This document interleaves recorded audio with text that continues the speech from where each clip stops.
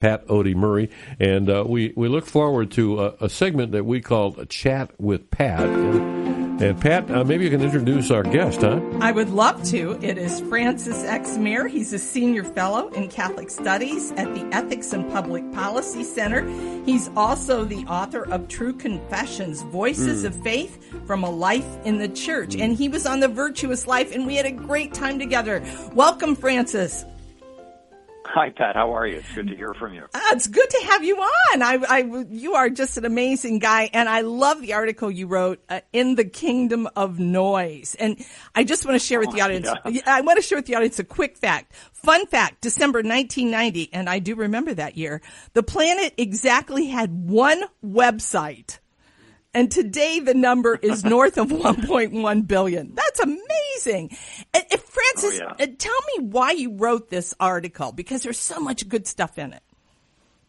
Well, I wrote it because people are, I think, oppressed by the amount of information that comes out that is distracting but doesn't really have any meaning. And you end up wasting half of your life, going through YouTube videos or, trolling on X, and all of a sudden, the day is gone. And meanwhile, what you're seeing and what you're hearing is constantly agitating you. And when you multiply that by 30 or 50 or 150 million people, that creates the kind of virus of anger and frustration that is really it's the real illness of the country right now. So look, I love computers. I built a couple of them. I love video gaming. I've been a video gamer for 40 years. I love the Internet. I use it all the time as a tool. Mm-hmm. But I grew up in an era when that was basically a typographical era where you were formed young by the written word and the logical structure of sentences and diagramming. Right. And so I can do those things, and it doesn't it doesn't affect me the way that my grandkids are affected, who just suck this stuff in and make it an integral part of their life.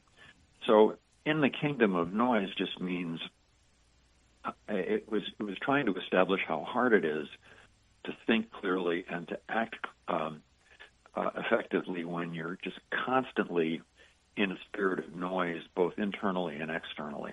And it's overwhelming. Yeah, and Francis, one of the things, and you mentioned Postman, an author of a couple books, Amusing Ourselves to Death and Technopoly. Yeah.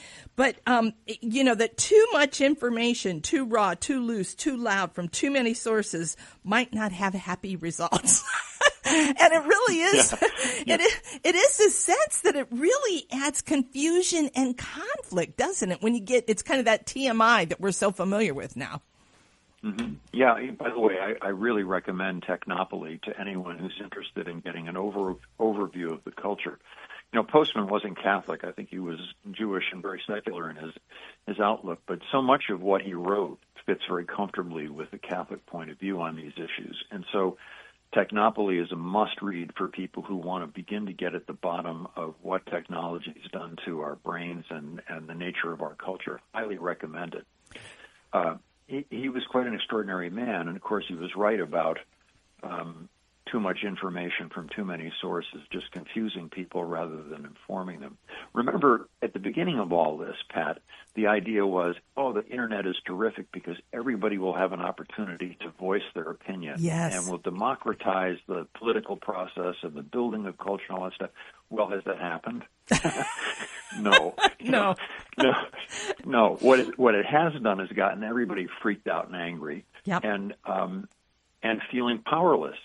Yeah. Because you're just one more cog in this technological machine.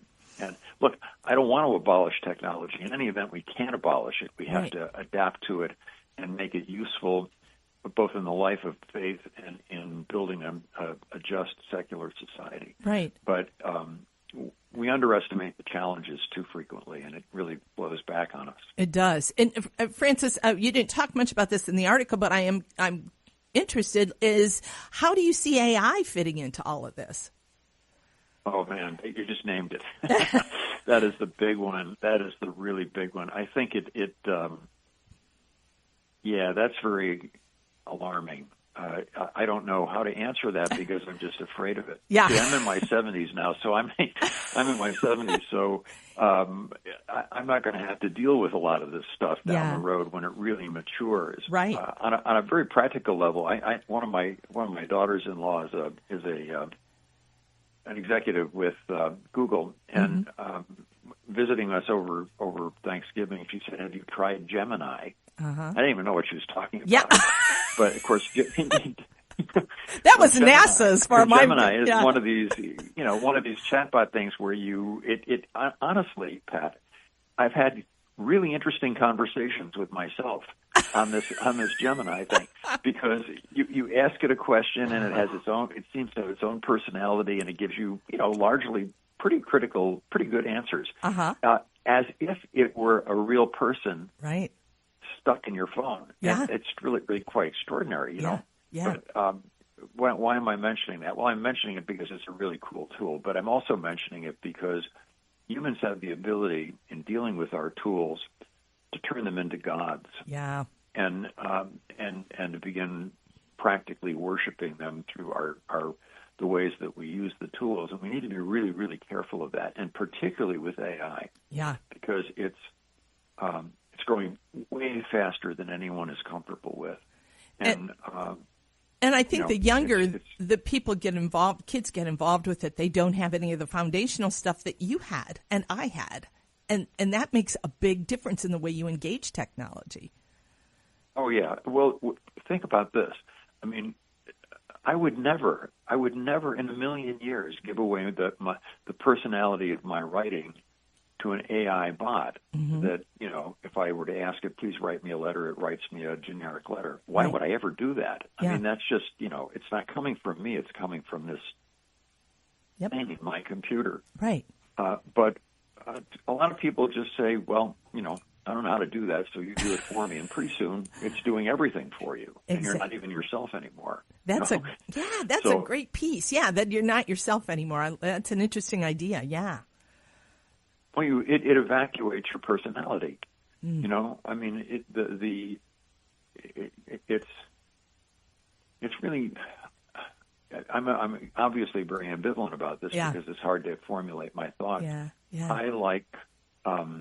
I'm intrigued by technology because anything that extends human capacities has the potential for doing good. Yeah. But we're just lazy animals. Yeah. And we'll delegate everything to it if we can get away with it. And that's just something that we have to very consciously work against in the way that we engage our tools. Yeah. And I remember years ago, Scott Peck, a Christian psychiatrist, said that he believed the original sin was laziness. And I thought, he goes on to explain a lot of what you're talking about. We're very willing to give those things away, that's for sure. Well, Francis, hopefully now you can write an article on what AI will do to your personality. I would love to read that. Yeah, I'm afraid to even begin that project. But well, thanks again, Francis. This was an excellent article. It was in the Catholic Thing, In the Kingdom of Noise. I just ask if you get a chance to go online and read it. Thanks again, Francis. Have a great day. You bet, Pat. Yeah, God bless you, Pat.